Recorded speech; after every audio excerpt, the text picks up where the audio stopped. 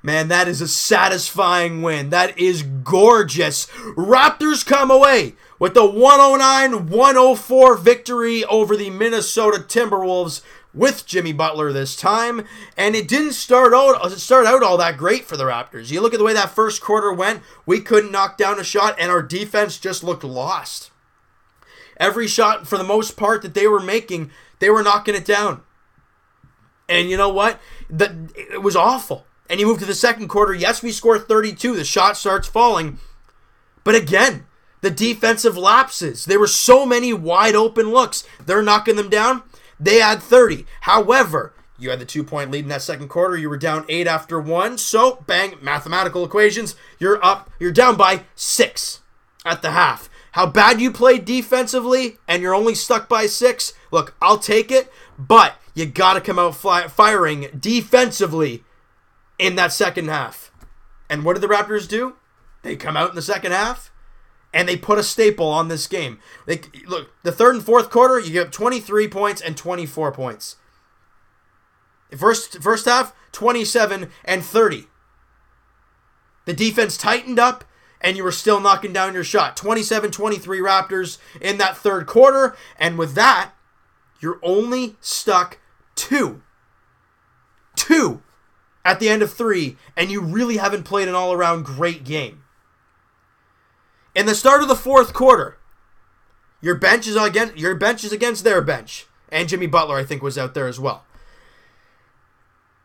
And I got to give a ton of credit to a guy who has not played a whole lot as of late, and a lot of people are saying, oh, trade him, get rid of the guy, he's useless, he has no confidence.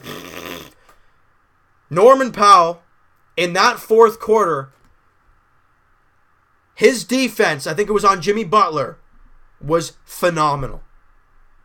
The big play for me was when he got called for traveling, and we're all probably thinking, oh, Norman, that's a tough one, man. We're trying to get back in this game, and that's just a tough call. The next play, they're coming down the floor. What does he do? Steals it from Jimmy Butler, comes down, slams it home for 2. And a couple possessions later, knocks down a big 3 to get the lead to 6. And the Raptors get on a huge run, and they're up by 8 at one point.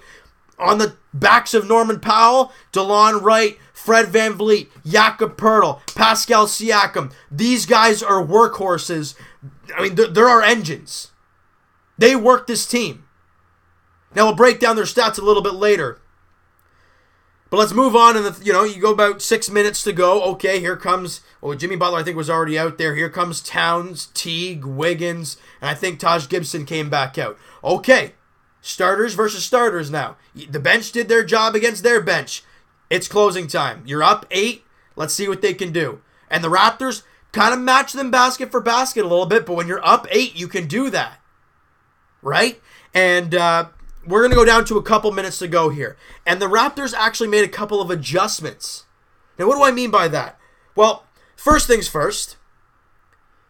An abysmal call by the referee. Abysmal. As Jimmy Butler jumps and takes an awkward shot. It misses. Then he calls a foul on the shot. We all lose our mind because that's such a late call. Then you look at it. Towns was setting a screen right beside Butler, so any kind of contact DeMar DeRozan is making with Towns, he's making contact with Butler, and there goes the awkward shot. There's no way that should be a call, and he's going to the line for 3 shots. He makes 2 of the 3, and it's only a 3-point game. But what do the Raptors do after that? They come down and they go on a 4-0 run of their own. They don't let that rattle them. They come down and do their job. Bang, back up 7. And a big thing late in the game. I'm going to break down the last minute or two because there was a lot of big plays late here. You look at, we've talked, lately especially about the DeMar DeRozan and Kyle Lowry ISO basketball. It has not worked. You saw it late in the third quarter in the last shot. DeMar just dribbles, then go for a stupid corner fade with 2 guys draped on him. Misses it, and we're all like, that's the stupid shots. With about 2 minutes to go, you're up by, I think it was 5 or up by 6. Dribble, jump shot, misses it. They come down the floor. They move the ball really well. Wiggins, wide open three, bang, knocks it down, and it's only a 2-point game. Next trip down the floor, Fred VanVleet's got the ball this time. He drives, baits 2 defenders underneath the basket. You know what that means. DeMar DeRozan's wide open for the cut to the basket, feeds it to him, floater, in. Yeah, get your team involved. Move the ball. Don't just play ISO because everyone knows you're going to do it. Get everybody else involved, change the minds of the defense, and get good looks. We saw that there. And also, a big play late in this game. I'm going to try and break this whole 24-shot clock down here. Fred VanVleet gets pinned in a double with Jeff Teague and Serge Ibaka. So they have to switch. Ibaka's on Teague, and little Fred VanVleet is on Karl Anthony Towns. Oh boy. Teague gets it over to Wiggins, chucks a 3 up. I think it was him or Butler, I'm not sure.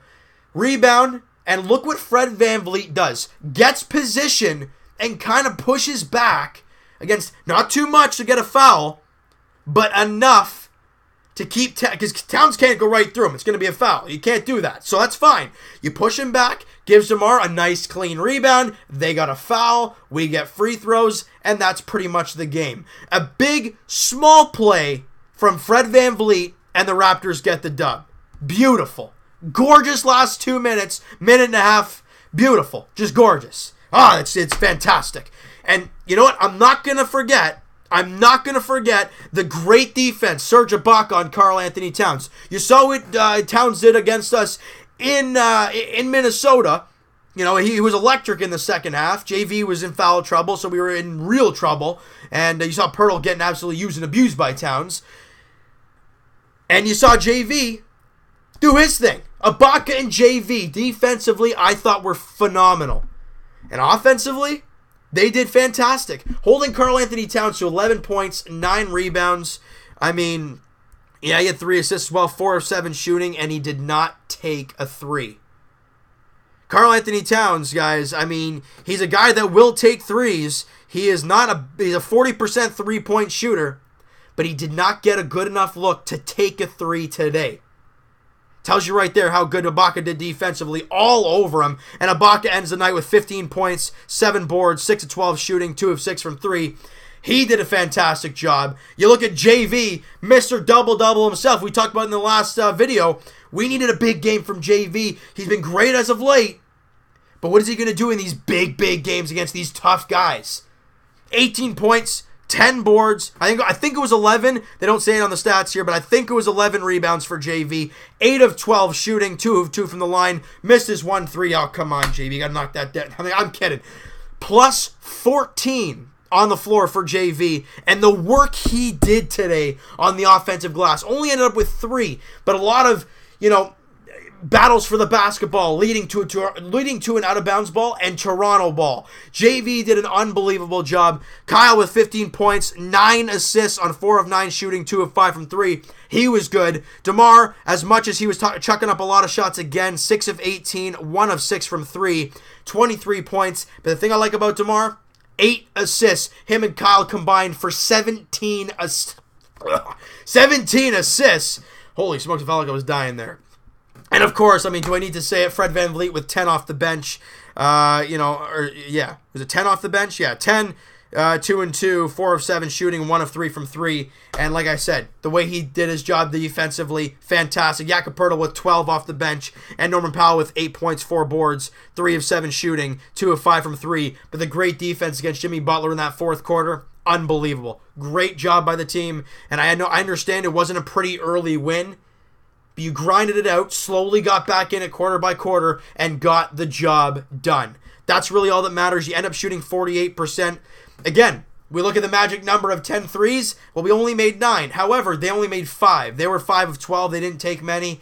So that's fine. 85% from the line, 22 of 26. They were only 62%, 15 of 24. They out-rebounded you. The offensive boards, 10 to 9, whatever. 28 assists for the Toronto Raptors. The ball was humming.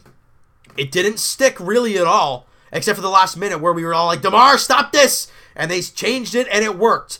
Only 8 turnovers for both teams, 4 blocks to 2 for the Raptors, and just a grinded-out type of win against a good team. Look, they're on the second half of a back-to-back. They're not a great road team. However, you play an unbelievable game without CJ Miles, and you get the win. First off, before I close off the video, congratulations to Fred VanVleet for the newborn kid. Congratulations there, Freddie. Well-deserved, and a good game for you once again, my man. He's done a fantastic job, but I want to hear your guys' player of the game.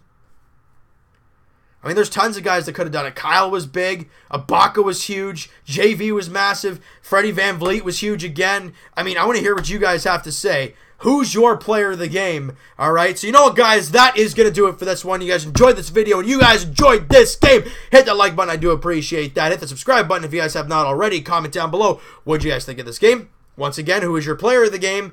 What was the big turning point in this game? I want to hear you. If there's one possession, big play that you guys think turned this game around, let me know what you guys thought about that. And we'll talk to you guys tomorrow, Leafs Edition. It's at the Air Canada Center taking on the New York Islanders. The informal second half of the season starting, 7:30 puck drop there. We've heard Morgan Rielly, Zaitsev, Soshnikov all skating. I doubt they'll play tomorrow, but good to hear the progress. They look to, win 3 in a row and then really, really be feeling great. And as for the Raptors, they look to win their 3rd straight game as they head to Washington to take on the Wizards on Thursday night, 7 p.m. tip-off there. And big news out of Washington, John Wall, 6 to 8 weeks, he's gone. A game the Raptors should win then. Am I right? But let's not go in there thinking it's going to be an easy one, because it's not.